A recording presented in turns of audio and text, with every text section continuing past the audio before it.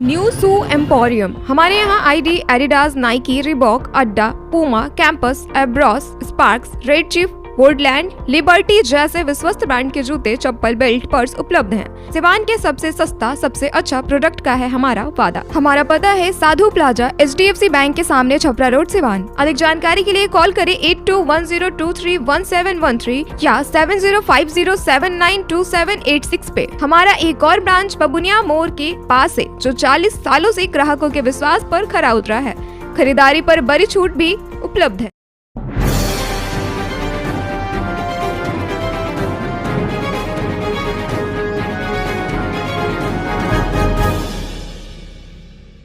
संतोष electric house के 7 साल पूरा होने पर ग्राहकों के लिए सबसे सस्ता, सबसे अच्छा ऑफर। वायरिंग के सारे सामान ले जाए EMI पर। हम है gold medal, anchor, Crompton, Havells जैसे विश्वस्त ब्रांडों के अधिकृत विक्रेता। हमारा पता है संतोष electric house, Bachcha Singh and sons, petrol pump परिसर, HDFC बैंक के सामने, छपरा रोड, सिवान। हमारा नंबर है 8292923309 या 9771991839। हमारे यहाँ होम डिलीवरी की भी सुविधा उपलब्ध है। नमस्कार, मैं हूं नवीन सिंह परमार और आप देखना शुरू कर चुके हैं लोक टीवी। लोक टीवी लोगों की आवाज। जैसा कि आप जानते हैं, अपने देश में 365 दिन किसी न किसी चुनाव का माहौल बना ही रहता है।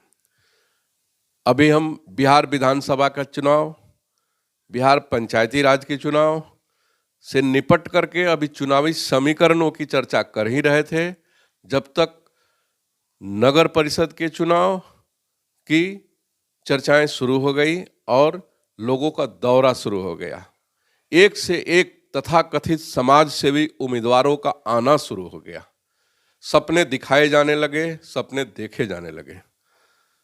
नगर परिषद चुनाव की बात चल ही रही थी जब तक बिहार विधानसभा के 24 सीटों की चुनाव की भी चर्चा शुरू हो गई थी उसी साथ। और अभी अभी पटना से प्राप्त समाचार के अनुसार बिहार में विधान परिषद चुनाव की घोषणा कर दी गई है।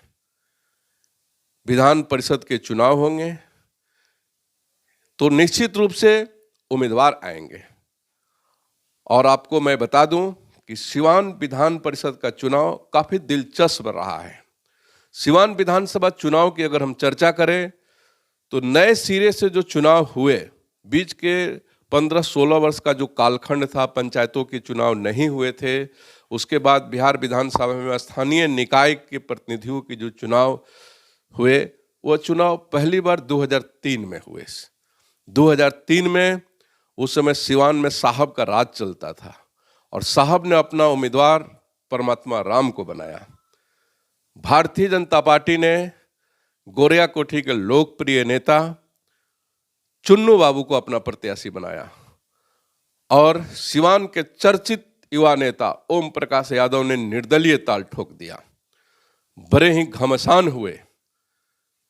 साहब के उम्मीदवार परमात्मा राम चुनाव जीत गए।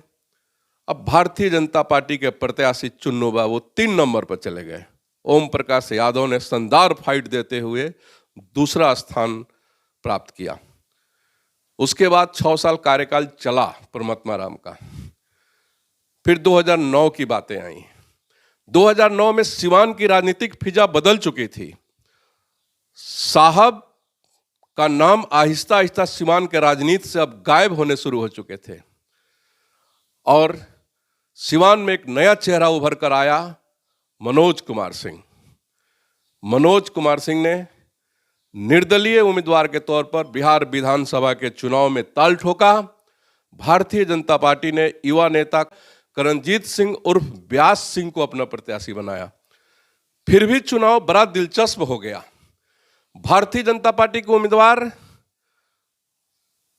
करणजीत सिंह चुनाव नहीं जीते। निर्दलीय उम्मीदवार, जिसमें कमोबेश भाजपा का भी सपोर्ट था, मनोज सिंह ने विधान परिषद का चुनाव जीतकर पटना के लिए अपना मार्ग खोल लिया।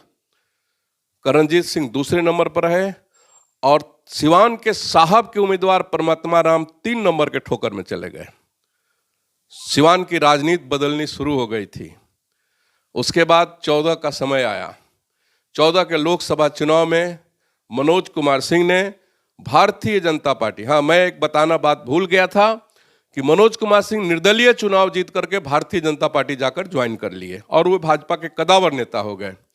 14 के चुनाव में सिवान की राजनीति में एक और दिलचस्प मोड़ आ गया। मनोज कुमार सिंह लोकसभा के लिए टिकट मांग रहे थे। लोकसभा में भाजपा ने उनको टिकट नहीं दिया।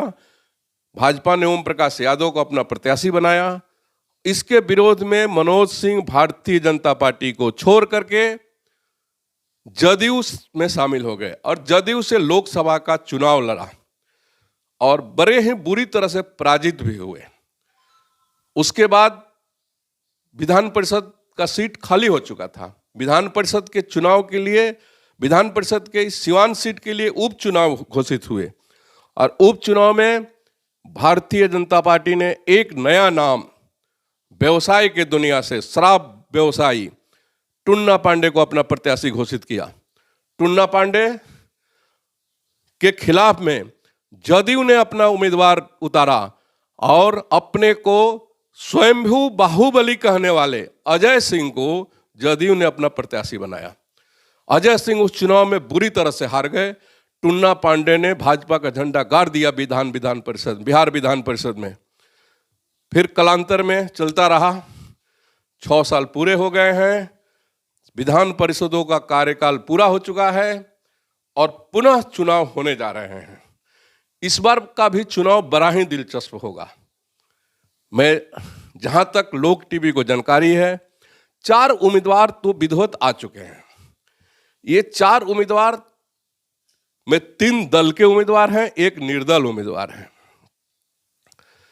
भारतीय जनता पार्टी की ओर से पूर्व विधान पार्षद मनोज कुमार सिंह प्रत्याशी होने जा रहे हैं। मैं आपको बता दूं कि मनोज कुमार सिंह विधान परिषद के चुनाव को लड़ने के लिए ही लोजपा से रिजाइन करके भाजपा में आए हैं। अब भाजपा उनको अपना प्रत्याशी लगभग बना चुकी है। भाजपा की पूरी संगठन मनोज सिंह के साथ चुनाव में लग चुकी है। राजद की ओर से वही पुराना नाम जो पिछले चुनाव में आया था, विनोद जायसवाल जी प्रत्याशी हैं। विनोद जायसवाल जी भी गांव-गांव घूम रहे हैं और सिवान के लगभग सभी पंचायतों में उनका दौरा हो चुका है।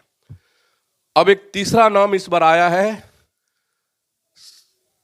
रईस खान का। रईस खान निर्दलीय ताल ठोक रहे हैं।